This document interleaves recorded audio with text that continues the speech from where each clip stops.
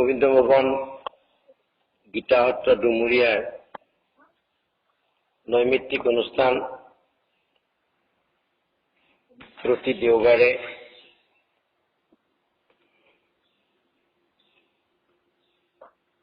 যি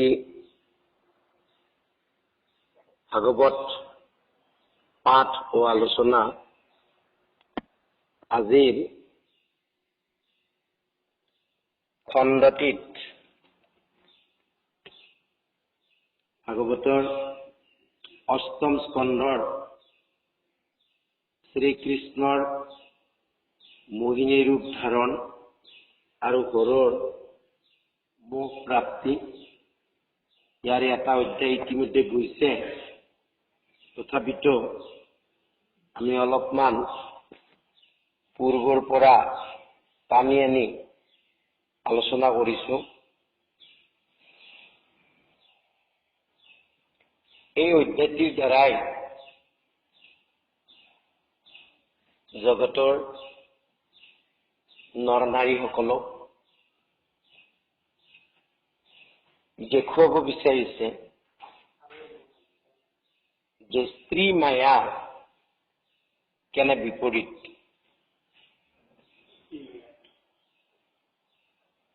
কাৰণ স্ত্ৰী মায়াই মহা মহা ঋষি মুনি আনকি ব্ৰহ্মা আৰু হৰো মোহিত হৈ স্ত্ৰী মায়াৰ পিছে পিছে দৌৰি ফুৰিছে। ব্ৰহ্মাই নিজে সৃষ্টি কৰি সৰস্বতীৰ ৰূপত মোহিত হৈ কামান্ধৰ দৰে মৃগৰূপে মৃগীৰূপী সৰস্বতীৰ পিছে পিছে দৌৰি ফুৰিছে। পৰাশৰৰ নিচিনা ঋষি মৎস্যগন্ধাৰ ৰূপত মোহিত হৈ ব্যাসৰ জন্ম হৈছে। বিশ্বামিত্ৰ যি ক্ষত্ৰিয় হৈও ব্ৰাহ্মণত্ব অৰ্জন কৰিছে, এনেকুৱা ঋষি ইমান তপস্যা, কঠোৰ তপস্যা, কিন্তু মেনকাৰ দ্বাৰা মোহিত হৈ শকুন্তলাৰ জন্ম হ'ল।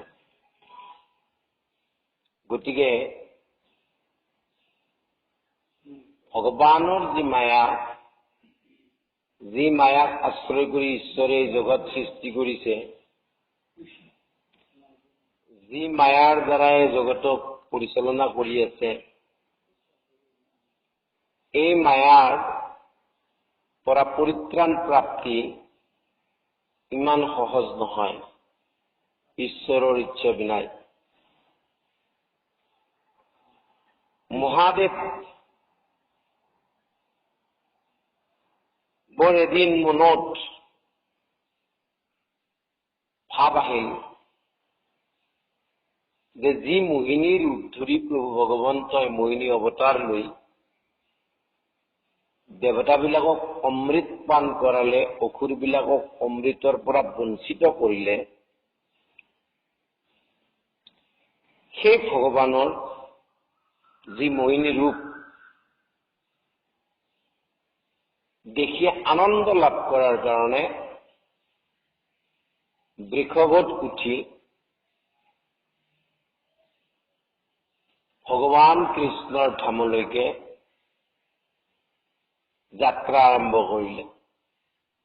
আৰু মহাদেৱে বৃষভত চৰাৰ লগে লগে, উঠাৰ লগে লগে গৌৰীও সেই একেই আনন্দ প্ৰাপ্তিৰ কাৰণে মহাদেৱৰ লগত আহিল। আৰু তেওঁলোক দুয়োজনকে যাত্ৰা আৰম্ভ কৰা দেখি লগত নন্দী, ভৃঙ্গী আদি কৰি সকলোৱে বিষ্ণুৰ পুৰলৈকে আকাশৰ পথেদি আহি বিষ্ণু লোকত বৃষভৰ পৰা নামি ভগৱানৰ শ্ৰীচৰণত দুয়োটাই ভূমি শ্ৰী সেৱা জনালে আৰু মাধৱেও মহাদেৱক আঁকোৱালি ধৰি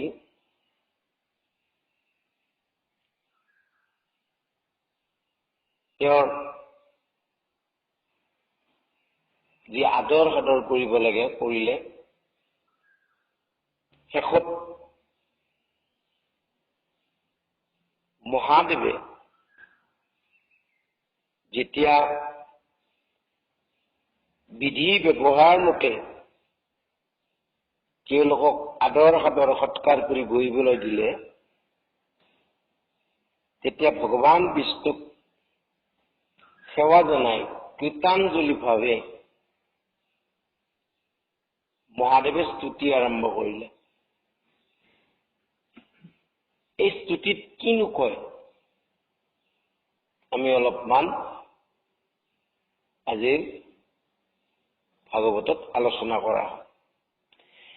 নমো নমো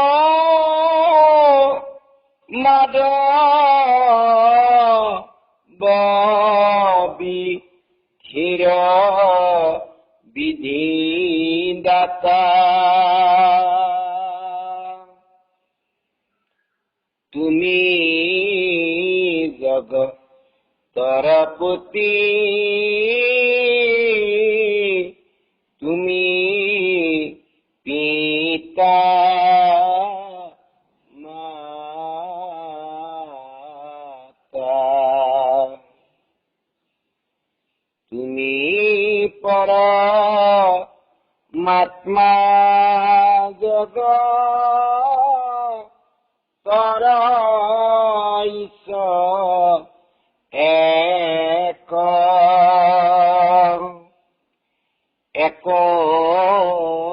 বস্তু নাহি কেতু মাতা বেটি ৰে হে প্ৰভু,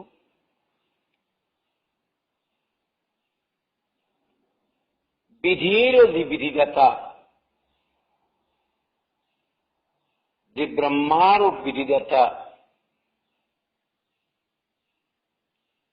আৰু তুমি একমাত্ৰ জগতৰ প্ৰতি,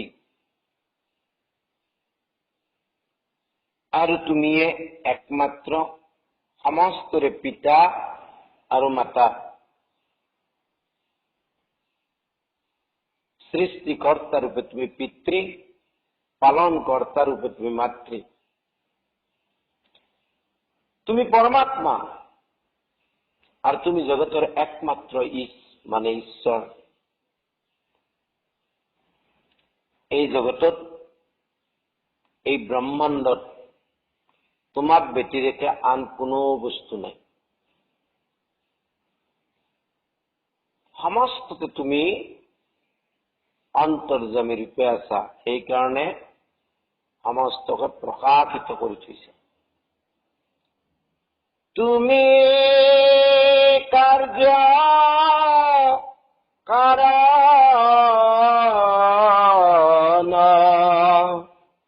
সমস্তে চৰাচৰ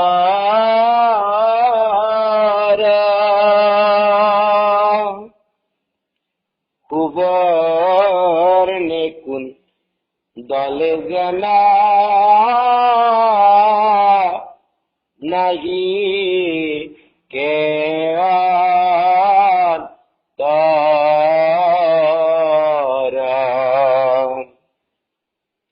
হে নাথ, হে গোবিন্দ, তুমিয়ে কাৰ্য, তুমিয়ে কাৰণ, সমস্ত চৰাচৰৰ।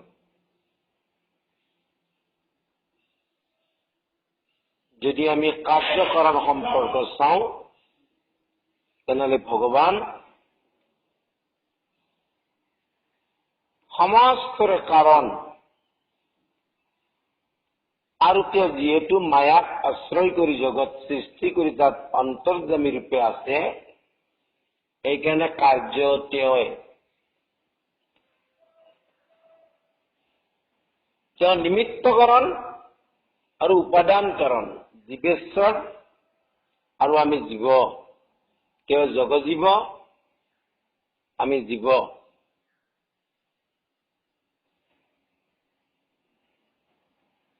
জীৱ অংশে গাঁৱে গাঁৱে প্ৰৱেশিলা গতিকে কাৰ্য তেওঁ কাৰণ তেওঁ কাৰ্য তেওঁই যেনেকে সুবৰ্ণ মানে সোণ আৰু সোণৰ পৰা তৈয়াৰ কৰা যি অলংকাৰ তাৰ মাজত পাৰ্থক্য নাই মাত্ৰ নাম আৰু ৰূপৰ পাৰ্থক্য এটুকুৰা সোণৰ পৰাই নানা প্ৰকাৰৰ অলংকাৰ তৈয়াৰ হয় আৰু যদি অলংকাৰ বিলাকক পুনৰ গলাই দিয়া হয় তেনেহলে আকৌ সোণ ঠিক তেনেকে ঘটাদি সম্বন্ধ মাটি পৰাই ঘট চৰু আদি সমস্ত বাচন বৰ্তন বিলাক তৈয়াৰ হয় আৰু সেইবিলাক যদি ভাঙি যায় তাৰ মূলতে মাটিয়ে গতিকে ভগৱানক কৈছে হে প্ৰভু তুমি পশু পক্ষী সুৰা সুৰতাৰু দীন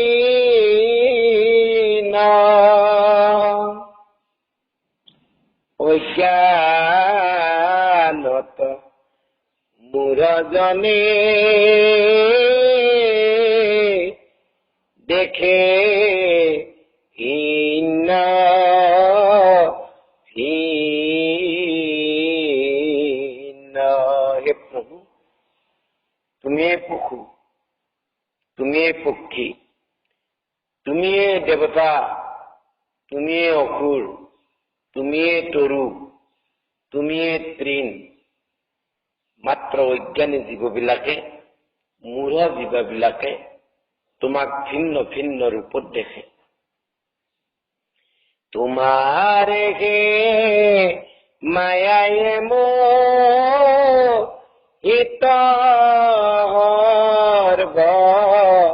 ক্ষণে তুমি আত্মা তোমাক জানে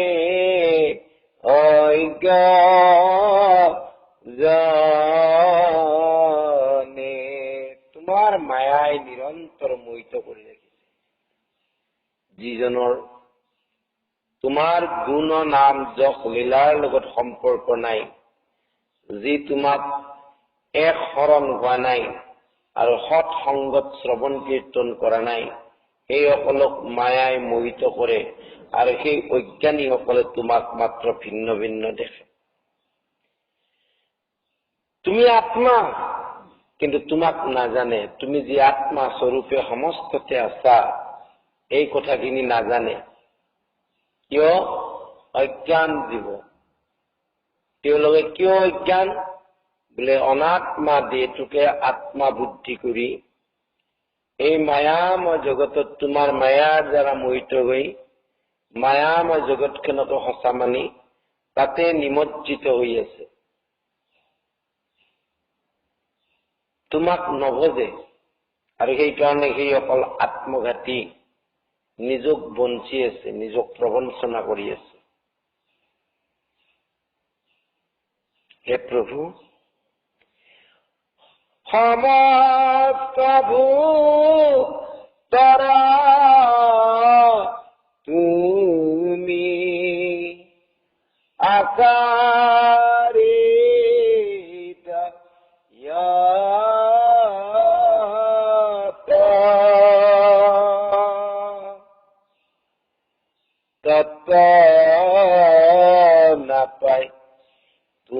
কবি সারে বাহি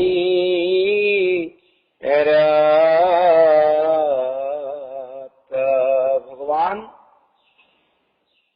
অন্তর্যামী রূপে হৃদয়গত হইয়াছে আমার সমস্ত ভূততে আছে, কিন্তু তত্ত্ব নাপায়। যেহেতু আমি মায়ার দ্বারা মোহিত হইয়াছো, যেহেতু মায়াময় জগতখনক সঁচা মানি আছো,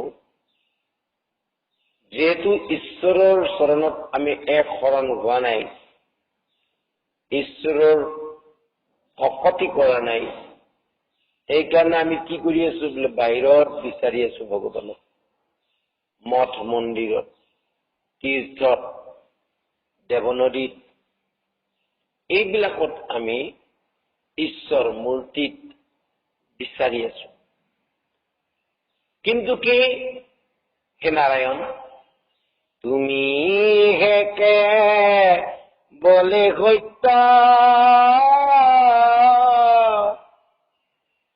মিছা হবে আন,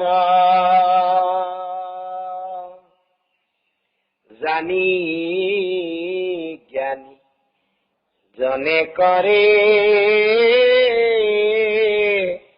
হৃদয়ত ধ্যান। কেৱল তুমি সত্য, বাকী সমস্ত মিছা, মায়াময়, ব্ৰহ্ম সত্য, জগত মিথ্যা। তুমি কেৱল সত্য, বাকী সমস্ত মিছা।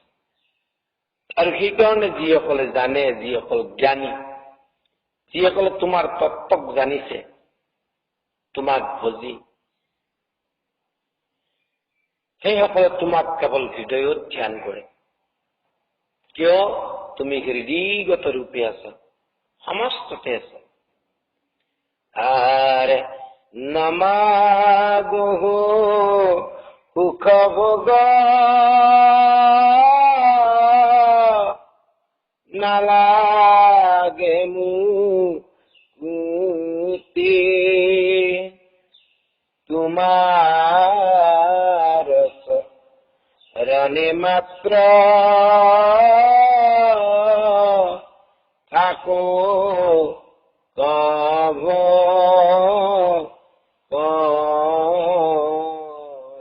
হে প্ৰভু, মায়াময় সুখে হওক, ইহলোকৰ সুখ হওক, পৰলোকৰ সুখ হওক, একো বাঞ্ছা নহয়, আনকি মুকুতিও নালাগে।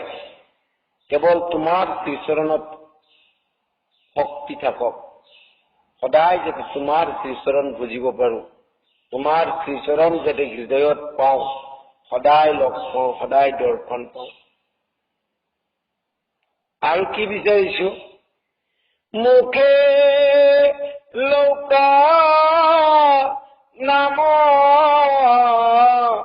মোৰ,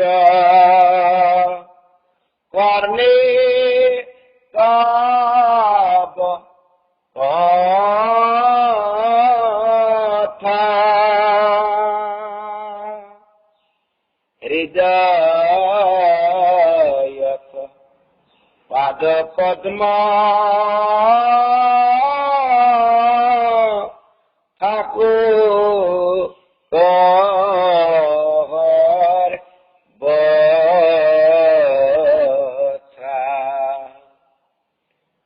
মুখে মাত্র তোমার নাম কীর্তন করক, কর্ণয় মাত্র তোমার গুঞ্জক লীলা নাম শ্রবণ করক, আর হৃদয়ত যাতে তোমাৰ পদপদ্ম সদা সৰ্বদা দৰ্শন প্ৰাপ্তি কৰি থাকিব, তাত ব্যতিৰেক আন একো প্ৰকাৰৰ সুখ বাঞ্ছা নকৰো। হে ভগৱান, বৈষ্ণৱৰ সংগ নুগো সকা সৰ্বক্ষণ,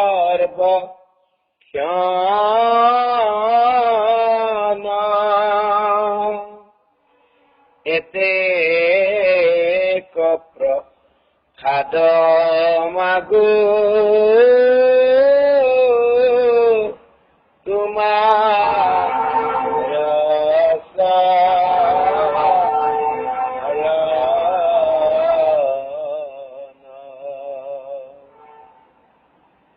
সদা সৰ্বদা যাতে বৈষ্ণৱৰ সংগ প্ৰাপ্তি হয়, বিষ্ণু ভকতৰ সংগ, যাৰ সান্নিধ্যত শ্ৰৱণ কীৰ্তন ধৰ্ম আচৰিব পৰা যায়, যাৰ অনুশীলন মাত্ৰকে শিল শিক্ষা যদি ধৰা যায়, তেনেহলে এই হৃদয়ৰ এই চিত্তৰ সমস্ত দুৰ্বাসনা হৰণ হৈ পাপৰ বিনাশ ঘটি তোমাক হৃদয়তে দৰ্শন লাভ কৰিব পাৰি। হে নাথ, যদিও প্ৰসাদ বুলি ক'লে বহুতে কাম্যক, যিসকল কামনাযুক্ত ভকত নানা ধৰণৰ প্ৰসাদ খোজে, কিন্তু আমাৰ এই মাত্ৰ অভিমত যাতে সদা সৰ্বদা তোমাৰ শ্ৰীচৰণত নিশ্চল ভকতি থাকে। হে প্ৰভু, তোমাৰ ওচৰলৈ কিয় আহিছো তাকে শুনা। দেখি আছে তোমাৰ বিস্তৰ অৱতাৰ, যুগে যুগে তুমি নানা অৱতাৰ ধৰিছা জগতৰ কল্যাণৰ কাৰণে, আৰু সম্প্ৰতি তুমি নাৰী বেশত অৱতৰিত হৈছিলা। হে ঋষিকেশ, সেই যে তোমাৰ নাৰী বেশ, মোহিনী অৱতাৰ, তাৰ দৰ্শন লাভ কৰাৰ কাৰণে আমি আপোনাৰ ওচৰত উপস্থিত হৈছো। যিটো নাৰী বেশে হবে মহিলা দানৱ,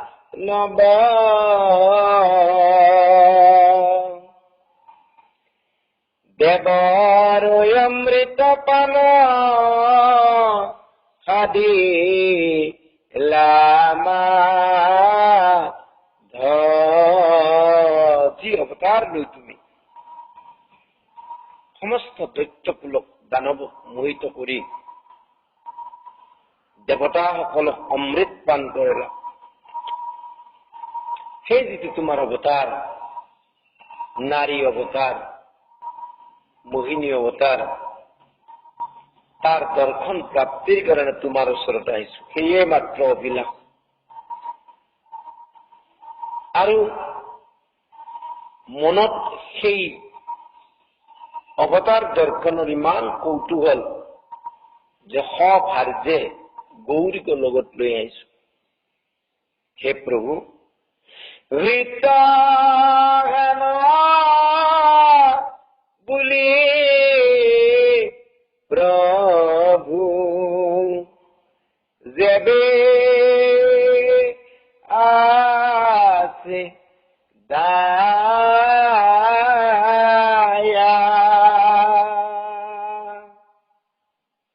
দেখায়া মাক কেন মত নাৰী মা। গতিকে কৃত্য বুলি যদি আমাৰ যদি দয়া কৰিব খোজে, তেনেহলে সেই যি মায়া নাৰী মায়া, তাক আমাক দৰ্শন কৰাও। ভকতৰ মনোৰথ কৰিও পূৰণ, তুমি ভকত বৎসল, ভক্তৰ বাঞ্ছা তুমি পূৰণ কৰা। গতিকে হে প্ৰভু, আমাকো এই যে আমাৰ মনোৰথ পূৰণ কৰা। মহাদেৱৰ এই স্তুতি শুনি ভগৱন্তই কৈছে যে সেই হৰ দৈত্যবিলাকে যেতিয়া অমৃতৰ কলটো লৈ গল, তেতিয়া দেৱতাবিলাকৰ অত্যন্ত দুখিত হল। আৰু সেইকাৰণে মই নাৰী বেশ ধৰিলো। মই যদি অন্য অৱতাৰ ধৰিলোহেঁতেন হয়তো দৈত্যবিলাকক মোহিত কৰি অমৃতৰ কলতো লৈ অহা সম্ভৱ নহলে। কিন্তু নাৰী কি বোলে নাৰীৰ বহুত সম্বন্ধ, পত্নী হব পাৰে, মাতৃ হব পাৰে, ভগ্নী হব পাৰে, নানান সম্বন্ধ। আৰু নাৰীৰ যি ৰূপ, এই ৰূপৰ দ্বাৰা মোহিত নোহোৱা কোনো নাই। আৰু সেইকাৰণে বিশেষকে কামুক যিসকল অত্যন্ত কামুক, সেইসকলৰ নাৰীৰ ৰূপত অত্যন্ত কৌতূহল। তুমি মহাযোগী, তুমি যিহেতু মহাযোগী, তুমি সেই নাৰী ব্যক্তিও চাব খোজা, চাই তোমাৰ কি লাভ হব? আৰু এই নাৰী মায়া অত্যন্ত দুৰ্ঘোৰ, আটাইতকৈ কুৎসিত। ইয়াৰ বন্ধনত যদি কোনোবাই বান্ধ খায় তেনেহলে তাৰ পৰা পৰিত্ৰাণ প্ৰাপ্তি সম্ভৱ নহয়। মহাসিদ্ধ মুনিবিলাকো কটাক্ষতে, নাৰীৰ এক কটাক্ষতে চিত্ত মোহিত হয়। দৰ্শন মাত্ৰকে তপ জপ সমস্ত ভংগ হৈ যায়। সেইকাৰণে শেষৰ জানি কামিনীৰ জ্ঞানী এৰে সংগ। জ্ঞানীসকলে এই তত্ত্ব জানি, এই কথা জানি কামিনীৰ সংগ পৰিহাৰ কৰে। নৰ নাৰায়ণ ঋষিৰ দৃষ্টান্ত ইন্দ্ৰই নৰ নাৰায়ণ ঋষিৰ তপ ভংগ কৰাৰ কাৰণে কামদেৱ সমন্বিতে সমস্ত অপেশ্বৰীবিলাকক পঠাই দিছে। কিন্তু নৰ নাৰায়ণ ঋষি যি ভগৱানৰ অৱতাৰ, তেওঁলোকৰ তপ ভংগ কৰা সহজ সাধ্য নহল। বৰং নৰ নাৰায়ণ ঋষিয়ে মেনকাহঁতৰ দৰে, ৰম্বাহঁতৰ দৰে অসংখ্য অপেশ্বৰীৰ সৃষ্টি কৰি কামদেৱক কৈছিল, তুমি ইয়াৰে যিকোনো এগৰাকী নি ইন্দ্ৰক দিবা, আৰু তাতেই উৰ্বশীৰ সৃষ্টি। গতিকে এই যি স্ত্ৰী মায়া,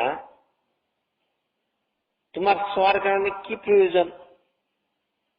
যি স্ত্ৰী মায়াত মোহিত হৈ পৰাশৰে ব্যাসক জন্ম দিলে, বিশ্বামিত্ৰই শকুন্তলাক জন্ম দিলে, তোমাৰ এই স্ত্ৰী মায়াৰ লগত কি সম্বন্ধ? আৰু যদি তোমাৰ কিবা কাৰণত যদি লজ্জিত হবলগীয়া হয়, গোটেই ত্ৰিভুৱনে তোমাক হাঁহিব। সেইকাৰণে তোমাক কওঁ যে তুমি হে পশুপতি, তুমি এইটো এৰা। তুমি এই যে স্ত্ৰী মায়া তুমি দৰ্শন কৰিব নালাগে। ভগৱান নাৰায়ণৰ এই কথাখিনি শুনি হৰে উত্তৰ দিছে, মহাজগ বলে সিদ্ধ কৰিয়া কায়া। শুদ্ধ হব লাগে আচলতে, সিদ্ধ হলেও কথা নাই। ব্ৰহ্মময় দেখো কি কৰিবে পাৰে মায়া। যোগবলৰ জৰিয়তে এই শৰীৰ সমস্ত শুদ্ধ কৰি ৰাখিছো, সমস্ত জগত ব্ৰহ্মময় দেখো। গতিকে মায়াই কি কৰিব পাৰে? এদহি আছো মদনক আৰু শংকা নাই, মাধৱে মাতন্ত পাছে শংকৰ চাই। আনকি মদন অৰ্থাৎ কামকো মই দহন কৰি থৈছো। গতিকে মোক কি কৰিব পাৰে নাৰী মায়াই। এতিয়া ভগৱানে মাত লগাইছে আৰু দেখাইব তোমাক আজি মায়া স্ত্ৰী বেশ এই বুলি অন্তৰ্ধান কইলা লিখি কেখ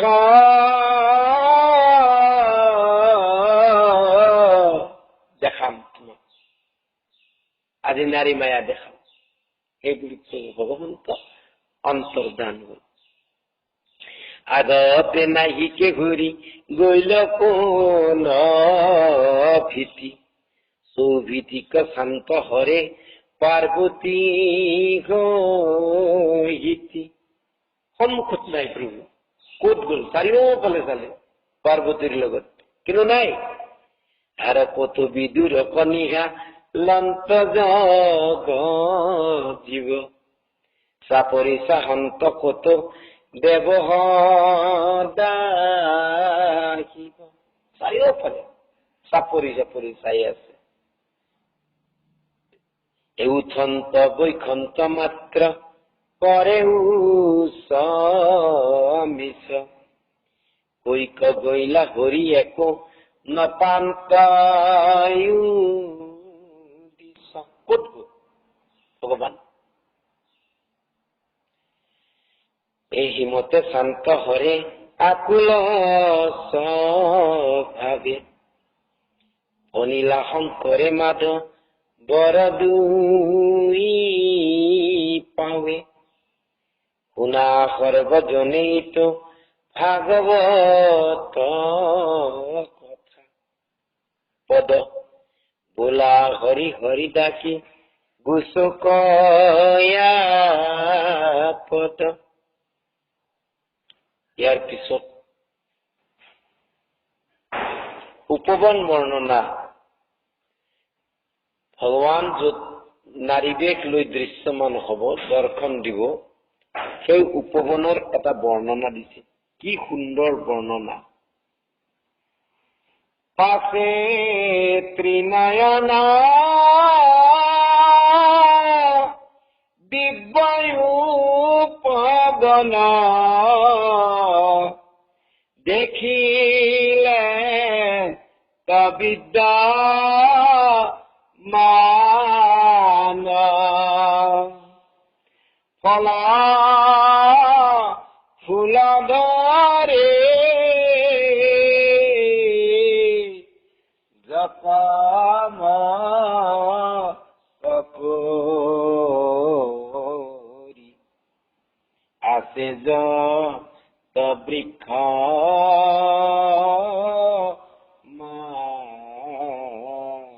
মহাদেৱে সুন্দৰ এখন দিব্য উপবন দৰ্শন কৰি ফল ফুল ভৰি আছে, জকমক কৰি ফুলি আছে।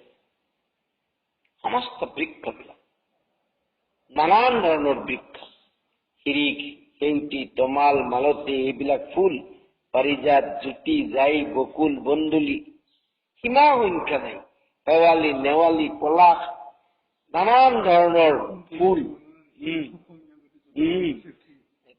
কাব্যিক ৰস, গতিকে নানান ধৰণৰ গছ একেবাৰে সুন্দৰ তাত ফুলি আছে, যেন মৰকতস্থলী, মহামনোহৰ।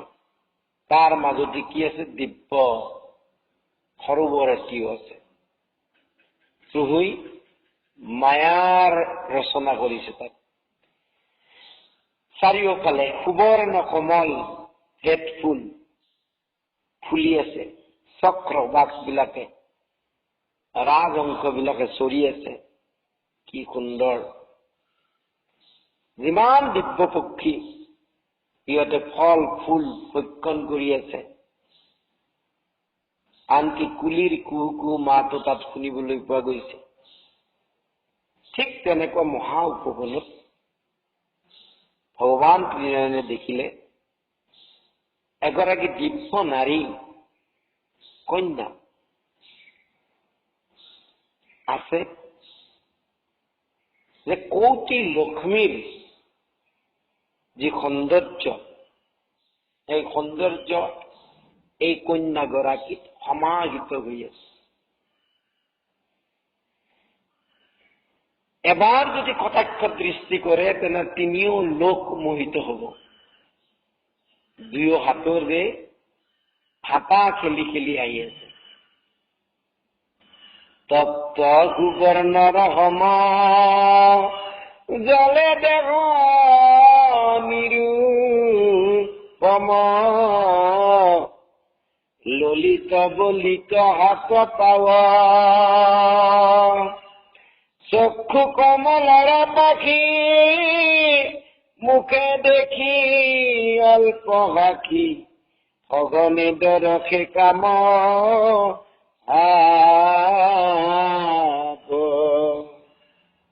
কাব্যিক ভাষা আৰু ৰসৰ দ্বাৰা কন্যাগৰাকীৰ জ্ঞাত বৰ্ণনা কৰা গৈছে।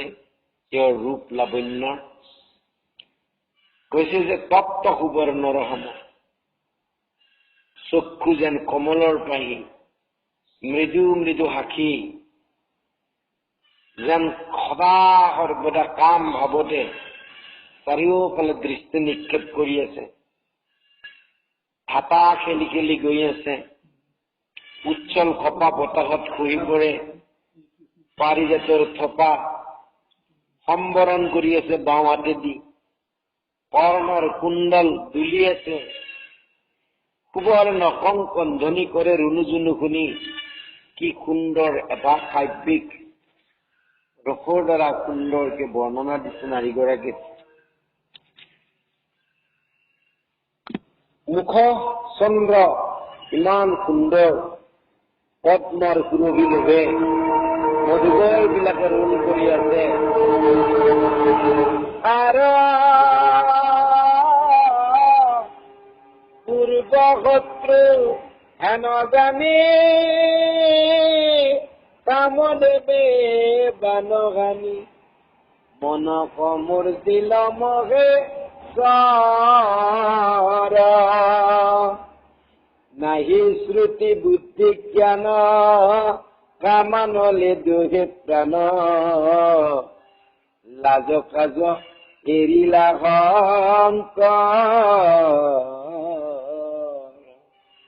কামদেৱে আৰু এবাৰ বান মাৰিছিল। গতিকে মনক মৰ দিল মহেশৰ, আনকি মহাদেৱৰ মনক কামদেৱে কাম বানৰ দ্বাৰাই বিত্ত কৰিছিল। আজিও সেই এক অৱস্থা। নাহি শ্ৰুতি বুদ্ধি জ্ঞান, কেৱল কামত দহে প্ৰাণ। আৰু লাজ কাজৰি কি কৰে, হবে জ্ঞান যোগ গৈল কন্যাক মাতিবে লৈল। প্ৰাণেশ্বৰী চাপ মোৰ কাষ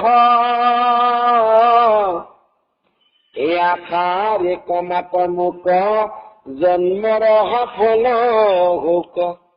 এ দেখি তাক তোৰা লয়লাখ।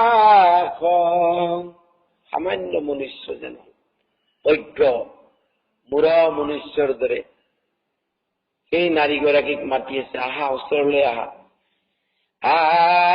আর কি তোমাক বাজ মুখ্যত নাহিতে কাজ। আর কোন সার স্বর্গ সুখ এ তুমি বিনা নাহিয়ান। তুমি মোর জগত ধ্যান এ থাকিব তোমার চাহিমু। সব তুমি হয়ে যাবা, মোর যোগ, মোর ধ্যান, মোর জীবন, মোর প্রাণ সমস্ত তুমি হব। হে রাম হা পাশ চপ দেও চুমা কি করিবে পারে উমা। তুনা প্রাণেশ্বরী মোর বাক এ মদনে তাপিত মন নাহি কিছু শ্ৰুতি জ্ঞান। পাহৰিলা কাষতে উমা। ওচৰতে যে পাৰ্বতী আছে পাহৰিয়ে গেল চব। শ্ৰুতি জ্ঞান সমস্ত নাইকিয়া হৈ গেল। যত আছে ভূতগণ কাহাতনে দন্ত মন। নন্দী ভৃঙ্গি আদি কৰি একে বলে কন্যাতে মাত্ৰ হিয়া। এ স্বামীরা দেখিয়া ভাব আসন্তীয় পার্বতী মাম এসা পরিমু কত বস্ত্র দিয়া। পার্বতী হাইব ধরিছে মুখত বস্ত্রটি। এ অনুযত অনুসর লাজে ভইলা নিরন্তর শঙ্করর দেখি হেন কাম শুনা হবা সদা লোক পুনিত সুমতি হোক দেখি কবে দুলা রাম রাম হরি রাম রাম রাম রাম রাম। অপরাধ বিনাশন তুজনে নারায়ণ জানি নেমে পকিল হরণে।